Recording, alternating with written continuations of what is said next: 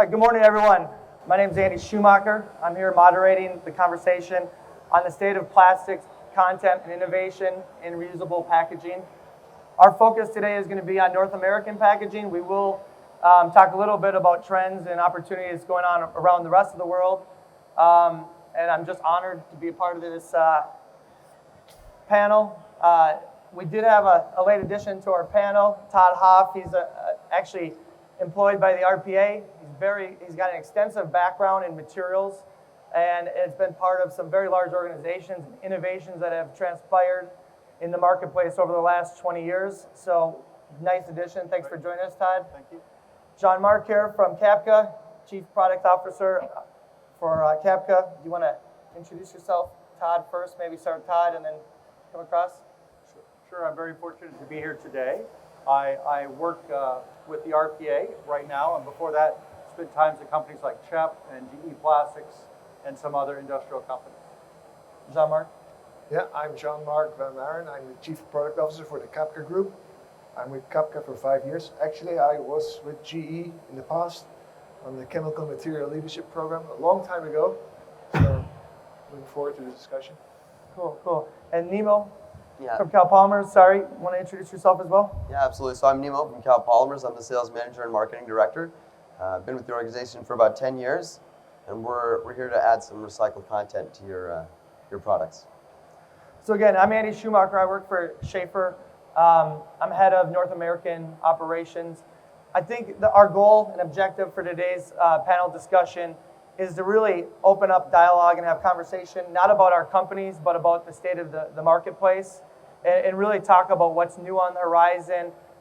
We wanted to make it as interactive as possible, so we're really hoping that there'll be some questions and some interaction with you folks in the audience. So please feel free to raise your hand at any time. We're going to interrupt ourselves and try to moderate that in a way that you guys can participate and really want to answer your questions as it relates to just different obstacles or issues or opportunities that you guys are seeing and how we can help, or what we see as potential opportunities there. So to start off with, I think we'll start off kind of at a macro level. We'll kind of get a little bit more micro. But my first question is for you, Jean-Marc, as it relates to plastic returnable packaging relative to other solutions in the marketplace like steel, corrugate, expendable solutions like those, and your thoughts on why plastics is really the future of this marketplace. That's an old question. I mean, that was the question we asked at GE, and at that time we said the future is plastics. And I think actually the future is now recycled plastics. But basically, plastics is replacing wood and corrugated for any reuse application. That's majority happening. And versus metal, it's replacing it because of weight and because of, let's say, the heavy CO2 footprint that metal has in reuse applications. Reuse applications need to be durable, they need to last, but they also need to be light. And for that, plastic is the perfect material. But again, I think the future is recycled plastics. Yeah, definitely. I think it's an interesting conversation because there's a lot of conversations in the marketplace about the negativity or connotation around plastics right now. And so the idea that plastics is bad is absolutely ludicrous in my opinion. It's the expendable plastic solution that is not so great, right? So I think for us as an RPA, an association, we really need to educate the marketplace as it relates to reuse of plastics versus expendable solutions. So that's a really good point, and I totally agree with you. And I'm sure, Nemo, you agree with him as that recycled resin is really the future of the marketplace. Do you want to add anything to that? Yeah, definitely recycled use. The future is plastics, but it's now recycled plastics.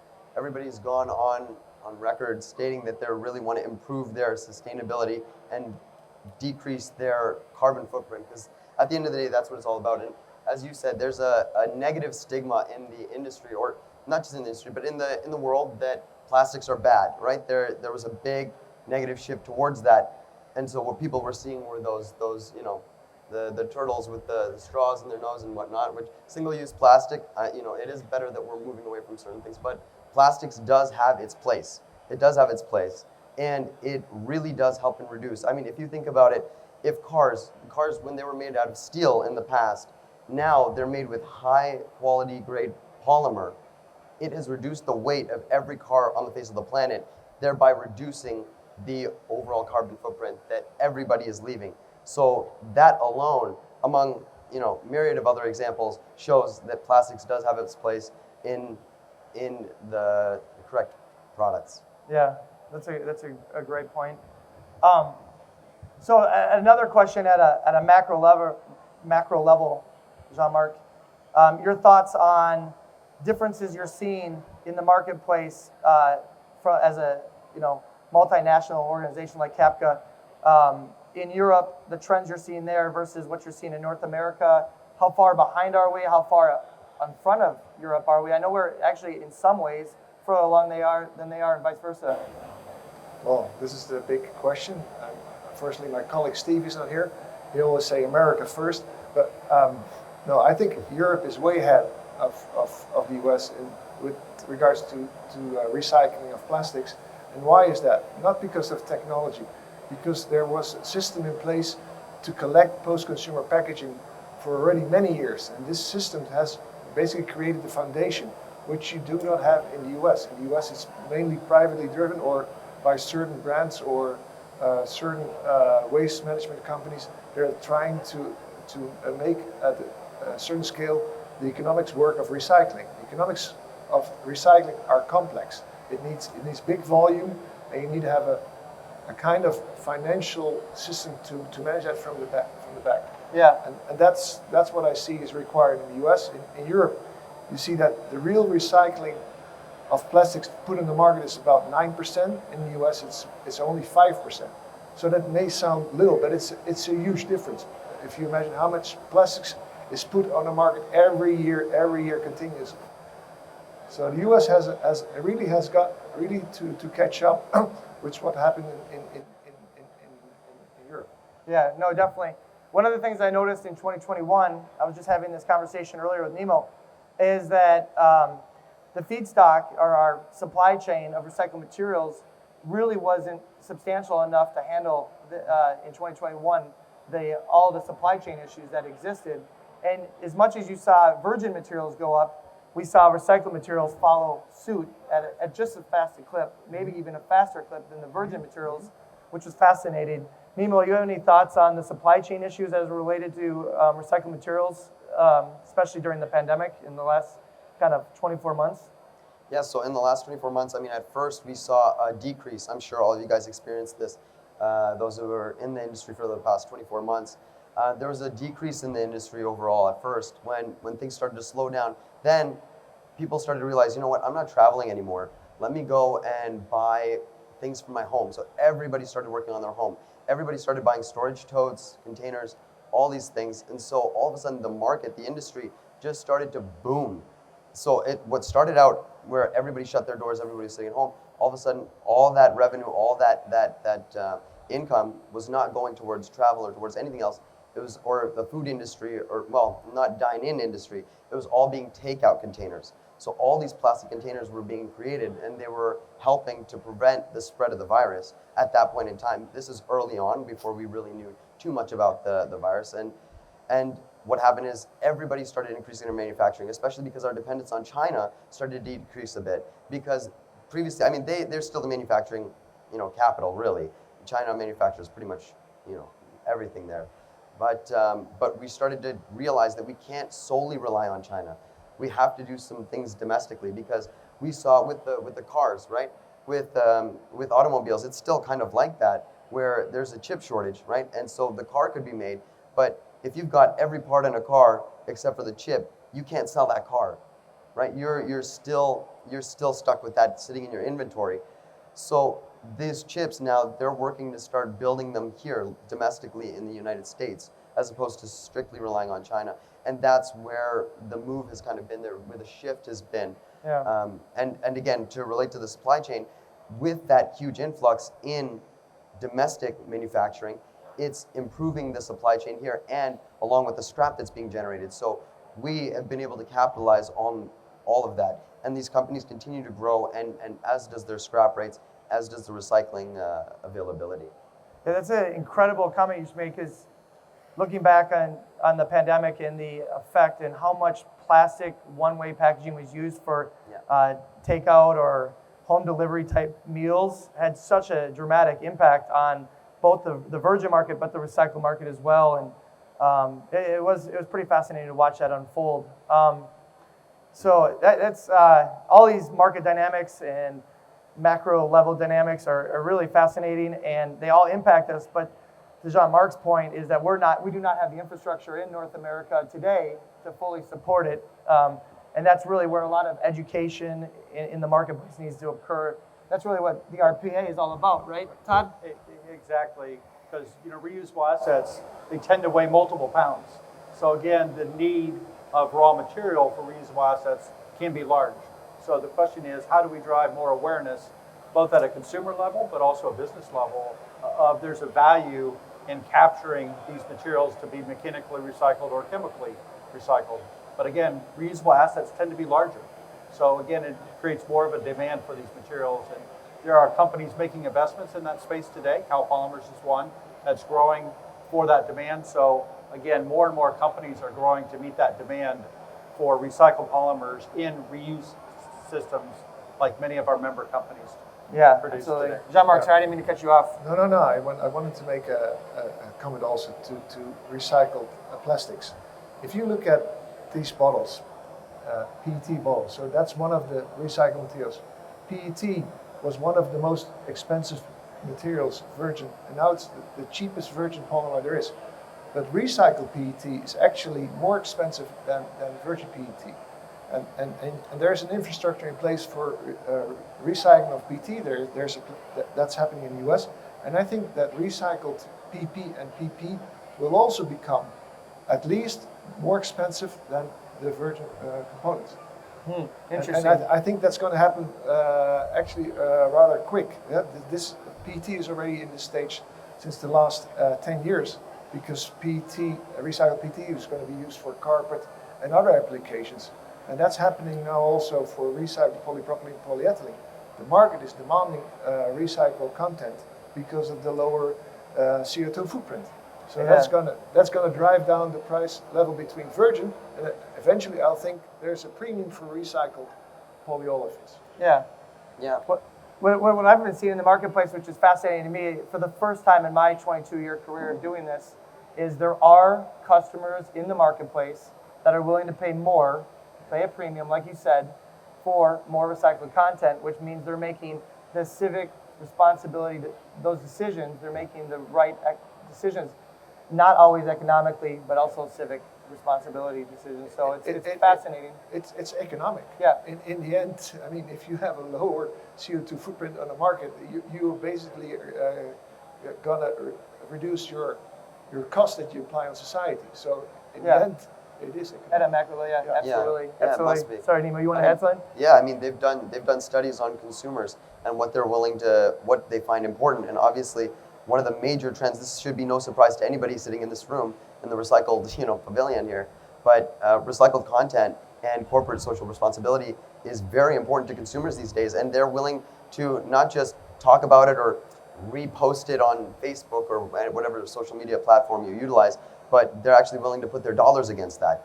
And people are actually not purchasing things, the cruelty-free for makeup and all these different types of movements that are happening. And recycling has been one of those major components of that. People want that and they're willing to spend. And so they realize that it does cost a little more to recycle, right? Because there is a certain cost associated, but that carbon footprint is what you get in exchange, that goodwill, right? Yeah. And that's where it's really at. So I'd add on that, not only companies making that investment, but their customers are recognizing the use of those type polymers, and those customers or retailers or manufacturers are now valuing reusable assets that use recycled materials in and across their supply chain. So it's really the whole supply chain ecosystem is recognizing the value of these type of materials. No, absolutely. I mean, Jean-Marc and I were having a conversation yesterday about ocean-bound plastics and how it's the most expensive resin in the world. Yep. Yet we have customers that are buying that material today for the right reasons. And those same customers are challenging me every day not to only make plastic containers out of that ocean-bound plastics, They're challenging me to make my custom dunnage out of ocean-bound plastics. They're challenging me every day to do what's right for the environment and not to sit there and worry about every other last detail. And it's one thing to talk about it and talk a big game, but it's another thing to actually act upon it. And we're seeing that today in the marketplace. But Andy, you Which should is unique. Yeah, go ahead. Sorry, you should challenge your customers to make your product out of their waste materials. And we do that obviously as well, absolutely, 100%. Recycling the product itself, circularity at the end of the day is really the ultimate goal. And companies like Kal-Polymers are actually doing those things because they're actually, and maybe you want to explain that a little bit, Nemo, as far as it's one thing to grind up a product, but then you need physical characteristics in that resin to be put back in there so that your resin is as strong as it once was, and that's really what you guys focus on, correct? Yeah. So essentially, there are different polymers, and I said all polymers have their place, right? Depending on the application, certain mechanical characteristics or physical properties are required. So we'll work to primarily at Cal, if I were to say, we upcycle the materials so that way they can be utilized in stronger applications. So what you see, there's different polymers. There's post-consumer, recycled, and there's post-industrial, and there's everything kind of different applications in between that fit each. Now, depending on the physical characteristics of the demands, you can put in, it requires X percentage of virgin material. Now, if you were to try that same product, that same application, let's say with a post-consumer resin, let's just say, and you can introduce maybe 5%. What you're doing is you're offsetting 5% of that. But if you utilize post-industrial, let's just say in certain applications, you can put up to, let's say, 80%. So that delta, call it 70, 75% delta, you're reducing your reliance or your dependence on fossil fuels, thereby reducing your footprint by reducing the amount of virgin material you're using. Most of the people, they're focused on, there's a big buzzword in the industry, post-consumer recycled right now, and it is marketing and it is important. I definitely think that people should be utilizing post-consumer recycled wherever they can. I think it's very important that we, as consumers, recycle and we create, the cities and the states here create the infrastructure in order to recycle those. But where those can't be utilized, you have to look to post-industrial recycled in order to supplement that strategy, because at the end of the day, we're here to reduce the carbon footprint. That's what all of us are really interested in. That's why we bring up all these recycled and PCR buzzword and 100% recycled and everything. It's to reduce the carbon footprint. So absolutely. So I'm going to sidestep the conversation a little bit. We're going to come back to recycled materials a little bit later. There is another big trend in the industry and a big conversation going on. It doesn't revolve around everyone's world, but the fire retardant concern and issue. And there's a couple of different topics around that conversation. There's the topic of the material, right? And then there's also the product design, which we were talking about yesterday, Jean-Marc. So maybe you want to talk about the design side of things, and Todd, maybe you want to talk about the material side. We'll start with you, Jean. Well, actually, we are focused on both, on materials and design. And this whole flame retardant material issue, I think, is a major issue for our industry, because it's limiting the possibilities for plastic applications to grow faster in the market.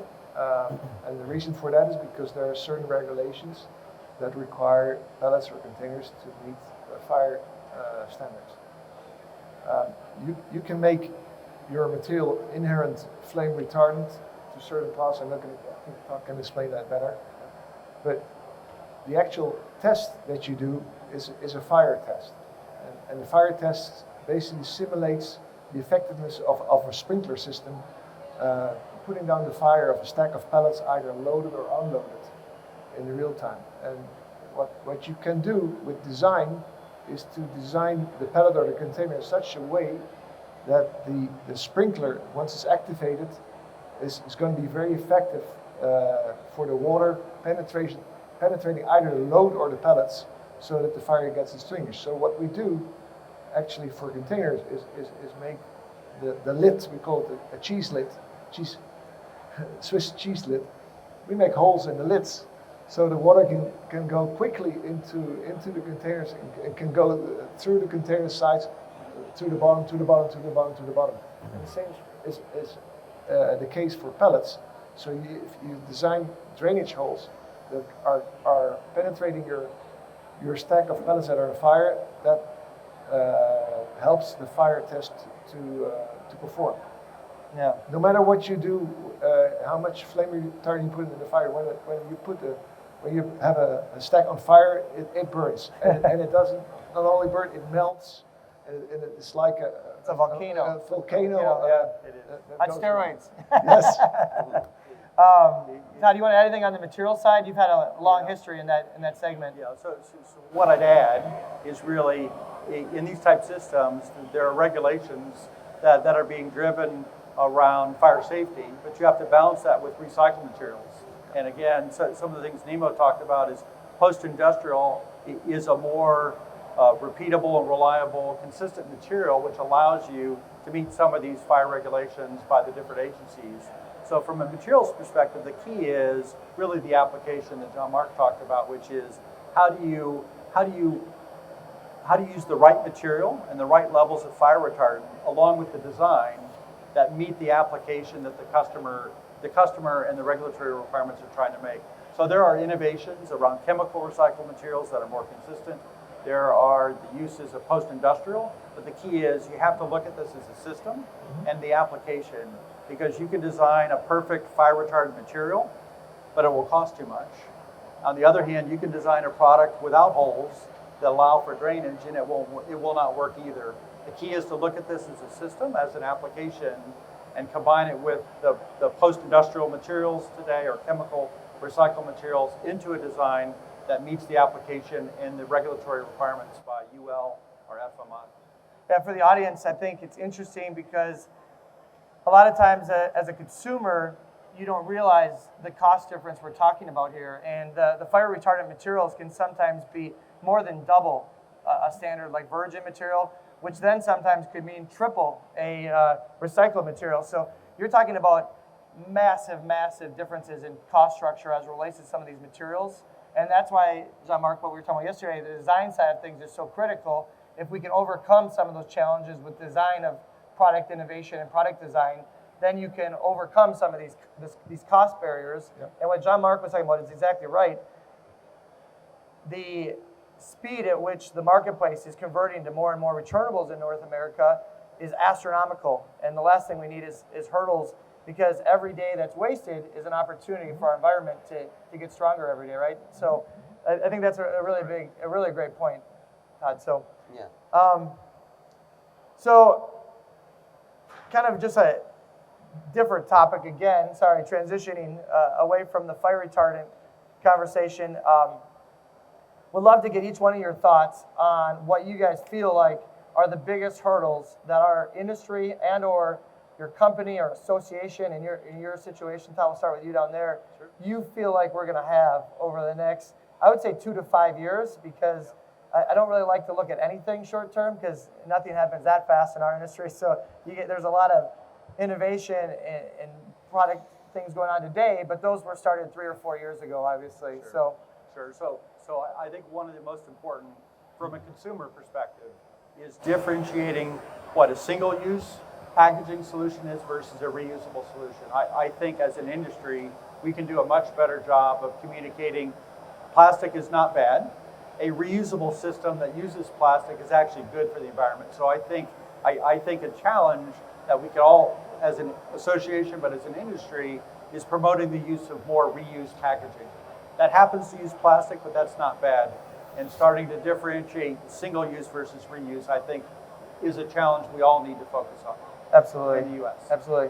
Jean-Marc, any thoughts for you, or Cabka, for the marketplace? Yeah, we actually sell to a lot of pooling customers, but what we see as a major barrier for implementing a big-scale reusable system is the financial incentive to make it work.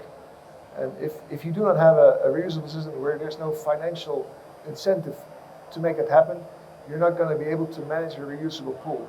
So I think that the finance part, or the deposit system, or whatever, how you call it, to manage a reusable pool of assets, I think that's crucial to enable. So I think that is required to mainly implement that skill, that comes back to the decision of a certain company that decided to postpone the implementation of reusable plastic pellets. That was mainly driven by financials, and I think that needs to be looked at in a different perspective.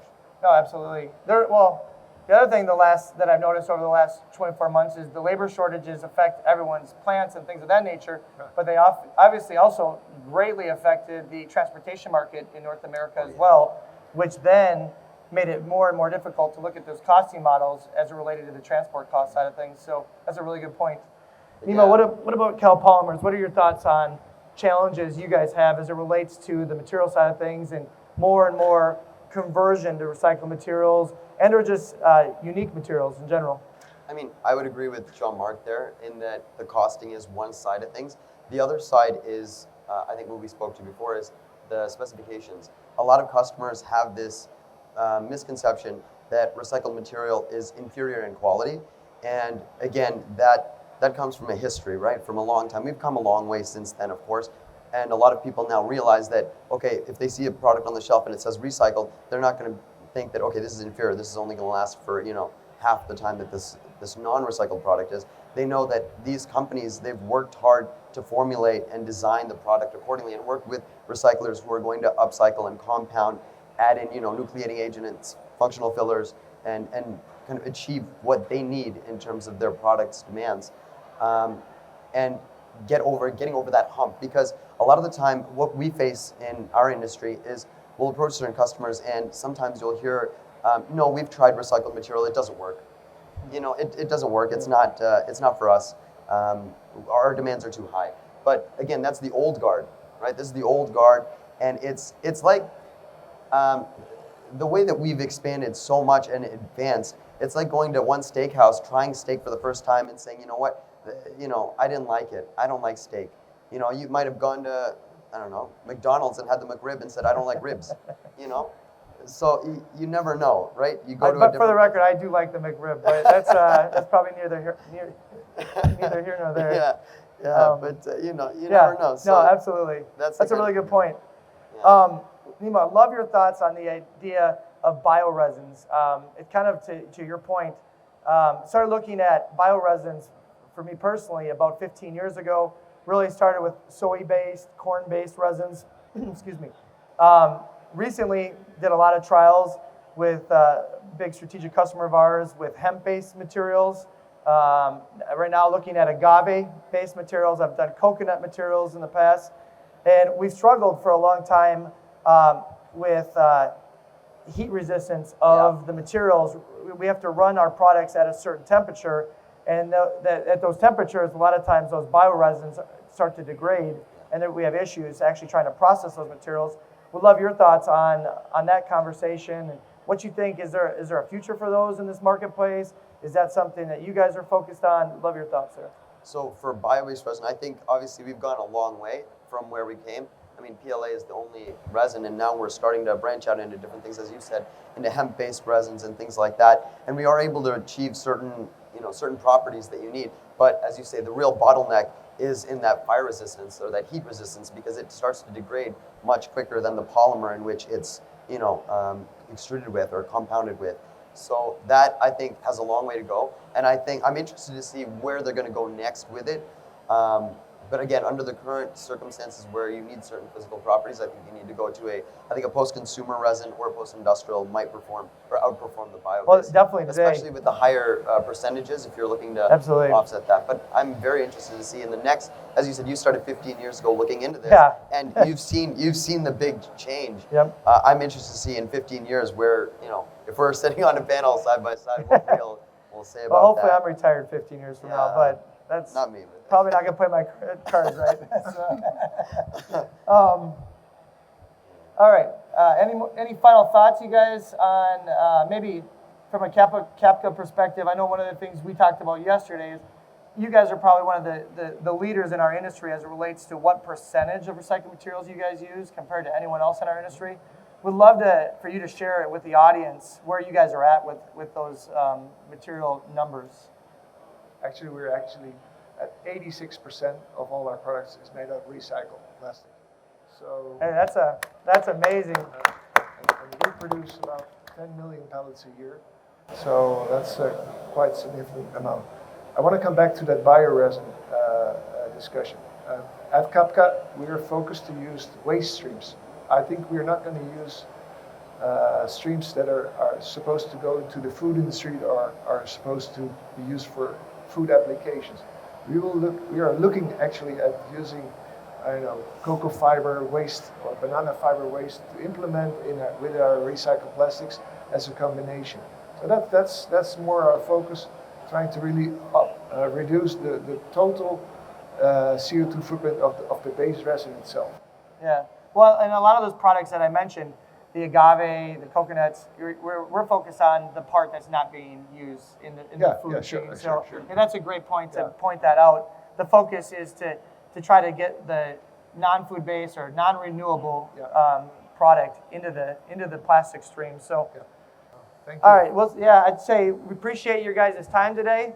Appreciate the opportunity to guys talk to you about an exciting topic, an exciting subject. I'm honored to be sitting with you guys. Thank you very much for your time. Appreciate you guys.